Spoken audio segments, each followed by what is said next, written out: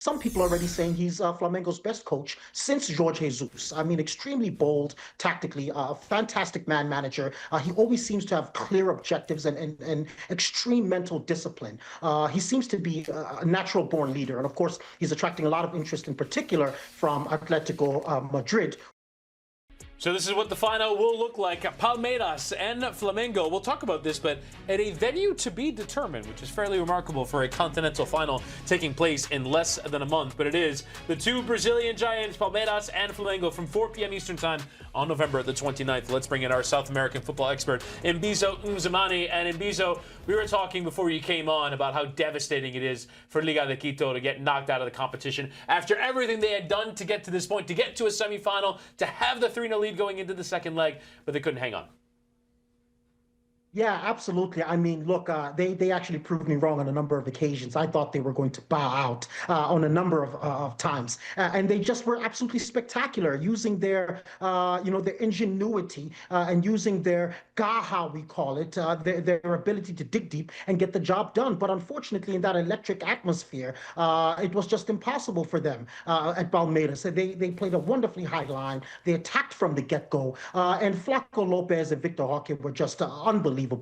This is another man here, Vega, who was absolutely spectacular. 2 goals on the night, one from a wonderful penalty. And I think this is one of the greatest comebacks in Libertadores history. So while LDU will be disappointed and devastated, of course, Palmeiras will be euphoric on the other hand.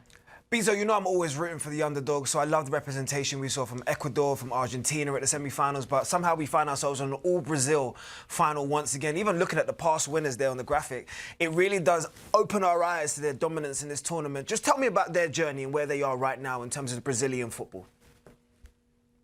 Yeah, well, I think the biggest issue there, the disparity, lies in the financial fortitude of these Brazilian clubs, who can easily replenish the European talent drain that all South American clubs experience every season. I think they can strengthen not only with players domestically, but obviously from around the world. And South American football is really lagging. There's a lot of political resistance and traditionalism that prevents clubs from modernizing some of their business models. Many Brazilian clubs have begun operating under what's called a SAF system, which just basically means that it creates a corporate legal framework, and these companies can operate as for-profit joint stock companies. Flamengo, Palmeiras, Botafogo, Atlético Mineiro, they've all done it. And in Argentina, doing so is actually prohibited. It's illegal. And so clubs register as non-profit civic or associations. And so this rejection of privatization, which is really seen as a threat to their democracy and identity, it's made them struggle to keep up due to these financial limitations. And I think for as long as that's the case, Brazilian teams will continue to dominate, especially as this soft system continues to spread across the country. South American clubs can't keep up with it unless they do the same. It's a really fascinating point. I think it only gets magnified by the success that the Brazilian teams had at the Club World Cup, with the enormous prize money that comes along with that. Palmeiras getting to a quarterfinal themselves, Fluminense to the semifinal. We'll see that strength continue to grow. But let's talk about Palmeiras and what they did in this game, and also their manager, Abel Ferreira, with all the work that he has done at that club. Honestly, just in researching him before this, his biggest, I think, credit, he's been in the job since 2020. If you're a Brazilian manager, you've been in charge for a team for more than a year, I think you're pretty impressive. Tell me about what he's done in charge of Palmeiras. Yeah, absolutely. In fact, on that note, I think he has the Palmeiras longevity record. I think he's been longest in charge, at least for a single spell. But yeah, as you said there, took over in 2020, I think some 200 wins across 340 games or something like that, 3 continental titles, 7 domestic. I mean, 10 major titles in 5 years across national and continental levels is absolutely exceptional. And he's obviously, I think, the most successful foreign coach in Brazilian history. And he's just been absolutely superb. To be able to sustain this performance in such a highly competitive and actually volatile league and region is extremely commendable. So I think it's arguable to say that he is one of the best coaches in South America, if not the best. And Mbizo, I always call you the eyes in South America, right? Because you're always putting me onto the new talent, especially from a player perspective. But I want you to put me onto the talent maybe from a managerial perspective, because Filipe Luís seems to be catching a few eyes just in terms of what he's able to do. Tell me about his journey and where he's actually going now and his successes.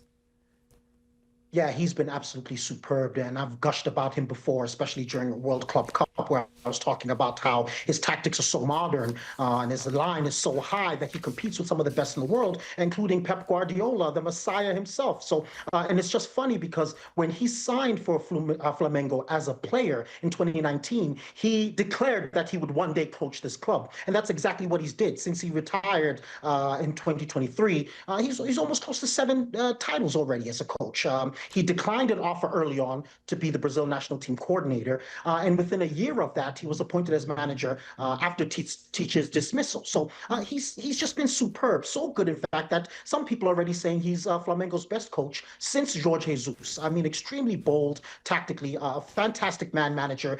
He always seems to have clear objectives and extreme mental discipline. He seems to be a natural-born leader, and of course, he's attracting a lot of interest in particular from Atletico Madrid, who see him as a long-term replacement for Diego Simeone. But Flamengo has other plans and would love to lock him down for a little bit longer. But certainly he represents the new breed, I think, of Brazilian coaches who are extremely tactical. I think they're more modern, and they're certainly globalizing in a way that Brazilian coaches in the past didn't quite do. Would be an incredible career path. Now, Mbizo, in this section here in our running order, it says, we do not know where the final will take place, LOL. It says LOL right here. Why don't we know where the Copa Libertadores final is going to be played, and what's the latest on that? Well, it was initially supposed to be played at Stadio Monumental in Lima, which is actually an iconic stadium down here in South America, including the fact that Flamengo won the 2019 Libertadores final, defeating River Plate after an iconic Gabigol duo there. But there's been a lot of security concerns. The Peruvian government declared a 30-day state of emergency due to some political unrest and some violent protests. And so they're actually looking at some backup options. One of them is Brasilia, of course, and the other one is Belém, both of them here in Brazil. And the CBF has expressed willingness to host if both clubs would be in agreement and if CONMEBOL sees it as desirable or necessary. The location has actually not yet changed, and they are continuing to monitor the situation, but that's the state of affairs. We're either going to be in Lima or we're going to be back in Brazil in either Brasilia or Belém. That's what it looks like. It's not a bit of Copa Lib. It's not a bit of CONMEBOL without a little bit of chaos sometimes down in South America. Mbizo, we appreciate the time, sir. Thank you so much for having me, gents. Enjoy the rest of the show. And again, that Copa Libertadores final, wherever it is to be played on November the 29th, Palmeiras and Flamengo, that one should be absolutely sensational.